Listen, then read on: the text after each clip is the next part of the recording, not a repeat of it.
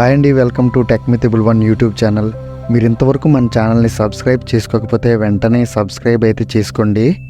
అలాగే అక్కడే ఉన్న నోటిఫికేషన్ అయితే ఆల్లో సెట్ చేసుకోండి. ఇంకేమాత్రం ఆలస్యం చేయకుండా డైరెక్ట్గా వీడియోలోకి అయితే వెళ్ళిపోదాం.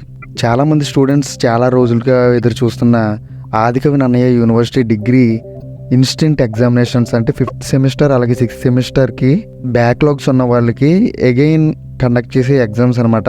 అంటే 1 year లేట్ అవ్వకుండా ఈ లోపే ఎగ్జామ్ అయితే కండక్ట్ చేస్తారు. అలాగే విత్ ఇన్ 1 week అయితే రిజల్ట్స్ అయితే ఇచ్చేస్తారు. దానికి సంబంధించిన నోటిఫికేషన్ అయితే ఈరోజు రావడం జరిగింది. ఈ నోటిఫికేషన్ మీకు ఫుల్ డీటెయిల్గా అయితే మీకు ఎక్స్ప్లెనేషన్ అయితే చేస్తాను. మీకు ఎటువంటి డౌట్స్ ఉన్న కమెంట్స్లో అయితే అడగండి. నేనైతే మీకు ఆల్ డౌట్స్ క్లారిఫై అయ్యేలాగైతే మీకు వీడియోలో అయితే చెప్తాను. ఇప్పటివరకు చాలామంది కమెంట్స్ అయితే చేశారు. నేను చాలా కమెంట్స్కి అయితే రిప్లై ఇచ్చి ఉండకపోవచ్చు. ఫైనల్గా నోటిఫికేషన్ అయితే రావడం జరిగింది. మీకైతే కంప్లీట్గా ఎక్స్ప్లెయిన్ చేస్తాను. ఇంకా ఏమైనా డౌట్స్ ఉంటే మీరు కమెంట్స్లో అయితే అడగండి. ఇక్కడ వాళ్ళు క్లియర్గా అయితే మెన్షన్ చేశారు. నేను ఒకసారి చదివి వినిపిస్తాను. UG instant examinations of BA, BAOL, BCom, BSc, BE Vocational, BBA and BCA for 2021 to 2022 admitted batch, 2024 out going batch. అర్థమైంది అనుకుంటున్నాను. చాలా మంది అడిగే డౌట్స్ ఏంటంటే బ్యాక్లాగ్స్ అంటే లాస్ట్ ఇయర్ బ్యాచ్ వాళ్ళు కూడా రాయొచ్చా ఈ ఇన్స్టెంట్ అని అడుగుతున్నారు. అలా అయితే కుదరదు. ఎందుకంటే 2024 అవుట్ గోయింగ్ బ్యాచ్ అని వాళ్ళు క్లియర్గా అయితే మెన్షన్ చేశారు. ఈ ఇన్స్టెంట్ ఎగ్జామ్స్ ఎప్పుడు ఉంటాయని అయితే వాళ్ళు క్లియర్గా చెప్పారు. జూలై ఆర్ ఆగస్ట్లో ఉంటుంది. అంటే ఈ మంత్ అయితే ఇంకా అయిపోతుంది కాబట్టి ఈ మంత్లో అయితే ఏముండదు కాబట్టి ఇంకా నెక్స్ట్ మంత్ అయితే ఉంటుంది. ఇంకా డేట్ అయితే రిలీజ్ చేయలేదు. రిలీజ్ చేస్తారు ఈ అప్లికేషన్ ప్రాసెస్ కంప్లీట్ అయిపోయాక. దానికోసం మీరైతే మీ కాలేజెస్కి వెళ్ళి అప్లికేషన్ అయితే సబ్మిట్ చేయాల్సి వస్తుంది. దీనికి ఎలిజిబిలిటీ క్రైటీరియా వచ్చేసి మనకి ఇక్కడ వాళ్ళు క్లియర్గా మెన్షన్ చేశారు.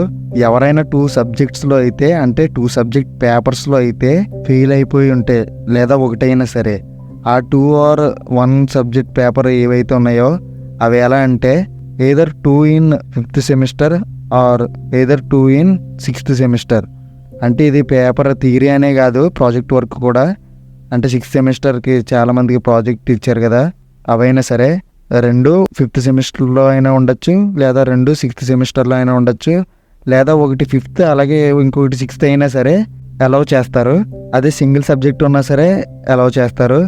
మెయిన్ ఇంపార్టెంట్ క్రైటీరియా వచ్చేసి మీరు ఇప్పటివరకు రాసిన 4 సెమిస్టర్స్లో అంటే ఫస్ట్ నుండి 4 సెమిస్టర్స్ లోపు ఒక్క బ్యాక్లాగ్ కూడా ఉండడానికి అయితే వీల్లేదు.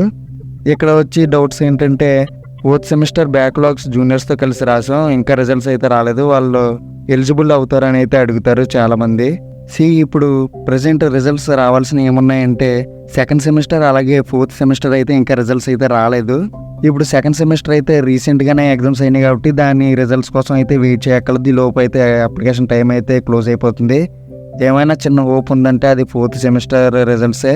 అవి ఇంకా రాలేదు కాబట్టి ఎవరైతే 4th సెమ్ రిజల్ట్స్ కోసం వెయిట్ చేస్తున్నారో వాళ్ళైతే అప్లికేషన్ క్లోజ్ అయ్యి లోపు రిజల్ట్స్ వస్తే అప్లై చేయండి, లేదంటే లేదు. మీకైతే వీడియో లాస్ట్లో అయితే ఎప్పటివరకు ఎదురు చూడాలో కూడా చెప్తాను.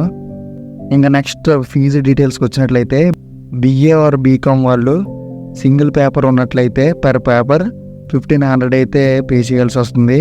అదే 2 పేపర్స్ ఉంటే 2 పేపర్స్కి కలిపి 2800 అయితే పే చేయాల్సి ఉంటుంది. అలాగే BSc or BBA or BCA వాళ్ళు అయితే సింగిల్ పేపర్కి 1800 రూపీస్, అలాగే 2 పేపర్స్ అయితే 2 పేపర్స్కి కలిపి 3200 రూపీస్ అయితే పే చేయాల్సి వస్తుంది. ఇంకా అప్లికేషన్ లాస్ట్ డేట్ చూసుకున్నట్లయితే ఫీజు పే చేయడానికి అలాగే ఈ అప్లికేషన్ సబ్మిట్ చేయడానికి అయితే స్టూడెంట్స్కి ఈ జూలై అంటే ఈ మంత్ 25th లోపు అయితే సబ్మిట్ చేయాల్సి వస్తుంది మీ కాలేజెస్లో. అలాగే కాలేజ్ ప్రిన్సిపల్స్ అయితే ఈ మంత్ 27th లోపు అయితే వాళ్ళ యూనివర్సిటీకి సబ్మిట్ చేయాల్సి వస్తుంది. మీరు ఎగ్జామ్ రాసేసిన 1 week లోపు అయితే మీకు రిజల్ట్స్ అయితే రావడం జరుగుద్ది. ఇక్కడ క్లియర్గా అయితే మెన్షన్ చేశారు. వచ్చే రిజల్ట్స్కి అయితే రీవాల్యుయేషన్ అయితే ఉండదు. మీకు హాల్ టికెట్ అయితే మీకు ఫ్రెష్గా అయితే ఇస్తారు. ఇంకా ఈ ఇన్స్టెంట్ ఎగ్జామ్ అప్లై ప్రాసెస్కి వచ్చినట్లయితే ఇది మీరు అప్లికేషన్ అయితే ఫిల్ చేయాల్సి వస్తుంది. సేమ్ మీరు సెమ్ ఎగ్జామ్స్కి ఎలా అయితే ఫిల్ చేస్తారో ఇది కూడా అలాగే ఫిల్ చేస్తారు.